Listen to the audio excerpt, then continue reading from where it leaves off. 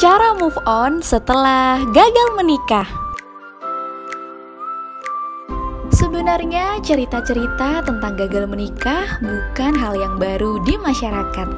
Namun, karena pengaruh media sosial saat ini, hal yang dulunya ditutup-tutupi dan dianggap sebagai aib berubah menjadi konsumsi publik, bahkan tidak jarang justru dijadikan sebuah konten yang viral. Tak hanya dari kalangan selebriti, berita tentang gagal nikah orang biasa pun mudah sekali untuk menjadi viral.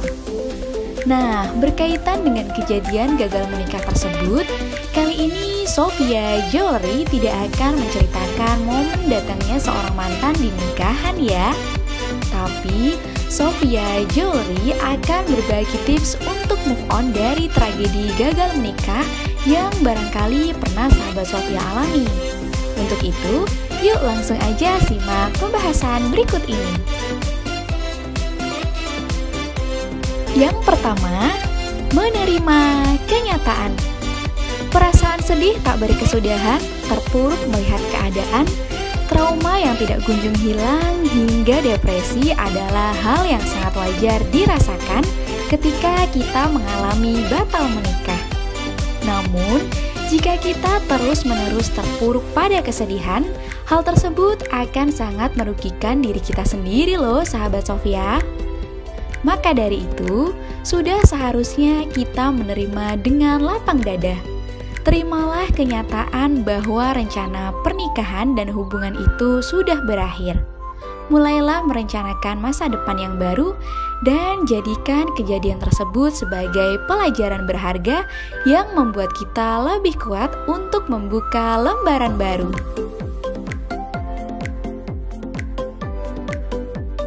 Yang kedua, mencari tahu penyebabnya. Kamu pasti tidak ingin mengalami kegagalan untuk kedua kalinya kan, sahabat Sofia? Maka dari itu, penting untuk mengetahui apa penyebab gagalnya rencana pernikahan kamu. Apakah penyebabnya berasal dari diri kita, pasangan kita, atau pihak dari luar? Nah, setelah mengetahui penyebabnya, kita dapat belajar untuk tidak mengulangi kesalahan yang sama. Agar kelak saat kamu sudah dipertemukan kembali dengan laki-laki yang memiliki niat serius denganmu, pernikahanmu akan berjalan dengan lancar tanpa halangan apapun. Yang ketiga, aktif berkegiatan sosial. Setelah kejadian batal menikah, mungkin kita akan menerima berbagai komentar dari orang-orang sekitar mengenai batalnya pernikahan. Hal ini mungkin membuat kita merasa malu dan kehilangan kepercayaan diri untuk bersosialisasi.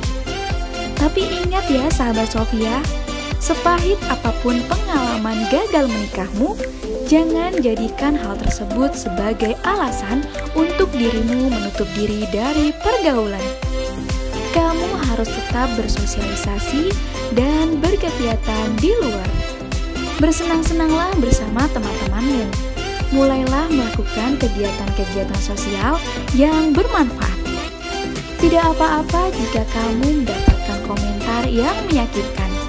Karena percayalah bahwa hal itu akan segera berlalu ditelan oleh waktu. Yang keempat, cobalah membuka hati. Ini adalah hal yang wajib kamu lakukan juga ya sahabat Sofia. Tepat sekali, kamu harus kembali membuka hati. Membuka hati bukan berarti langsung menjalin hubungan dengan orang baru kok. Kamu bisa mengawalinya dengan bersikap terbuka untuk mengenal orang baru, setidaknya untuk menambah teman. Jangan sampai kamu bersikap skeptis pada orang lain ya sahabat Sofia.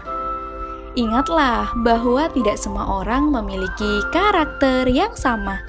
Jadi, dengan membuka hati itulah nantinya rasa sakit yang kita rasakan perlahan bisa pergi. percayalah, akan ada saatnya nanti hati kita diisi oleh orang yang tepat dan lebih baik dari sebelumnya.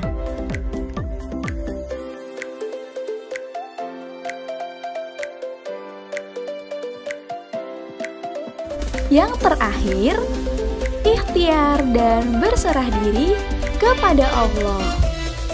Setelah kamu sudah menyiapkan diri untuk move on dan melakukan berbagai macam kegiatan agar bisa lebih fokus untuk memperbaiki diri, yang perlu kamu lakukan setelahnya adalah berserah diri kepada Allah. Mintalah kepadanya untuk didekatkan dengan laki-laki yang baik, budi pekerti, serta imannya.